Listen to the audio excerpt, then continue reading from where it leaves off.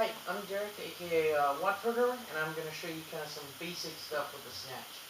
Okay, first thing you want to start with is the grip, and what I recommend is what's called a hook or a lock grip, and it's basically going to be like this. You enclose your thumb between the bar and your fingers, and it makes your grip actually a lot stronger, and it basically makes your grip with the bar a friction problem.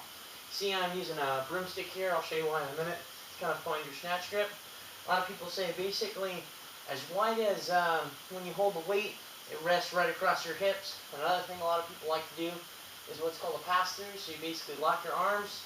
Can you do one of those without bending your elbows? Okay, so inch your hands in. And then the moment that becomes really uncomfortable and you can't really do it, that's about where your Snatch grip should be as well. Again, they're going to be about the same unless you have super gumby shoulders, but generally right around your hips. And then you can index off the knurling on the bar once you kind of figure it out. Okay, basics for Snatch, kind of show you from the side here, is it's going to go from ground to overhead. That was not very good in one fluid motion. What I also recommend is every time before I do any sort of Olympic lifting, I do the Bergner warm-up and then Bergner skills progression. And a couple key things to keep in mind is whenever you're doing it, you want to keep the weight as close to your body as you possibly can. So that's how the last one was bad. And this is what I often explain to people, is these actually spin. The reason why the end caps spin is so you don't have to grip the bar and flip it around. You know, your hands can just rotate around the bar and the weights will spin for you.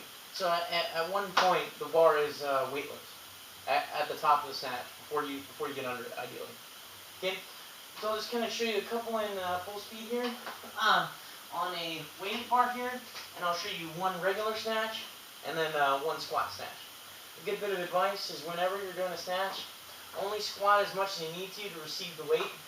Okay, so don't go down into a full overhead squat unless you have to, because generally that means it makes it more likely you're going to miss unless you're super flexible or super strong in the overhead squat.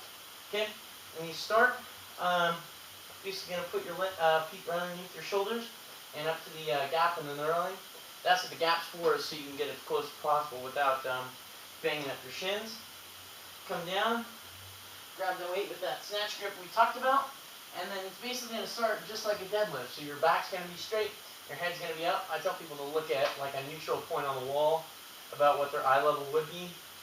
You're going to stand up relatively gradually, and then once it gets right about below your knee, you're going to explode, jump, shrug, drive your elbows up, behind, outside, transition underneath the weight, and go from that jumping position with your feet, make sure you can see them here, feet underneath your pelvis to where you're going to land like this, in whatever your natural squat position. Okay. Yeah, there's a lot of good YouTube videos on Snatch. Bergner warm-up and Bergner skills progression is also very good. You can look that up on your own time, but this is just kind of the basics of it and what it'll look like. So here's a regular Snatch.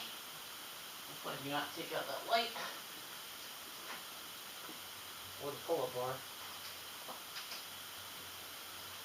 Just face this way, just to be safe.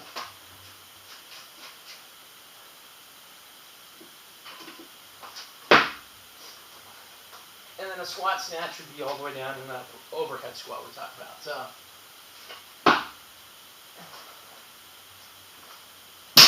Okay, and that's all there is to it.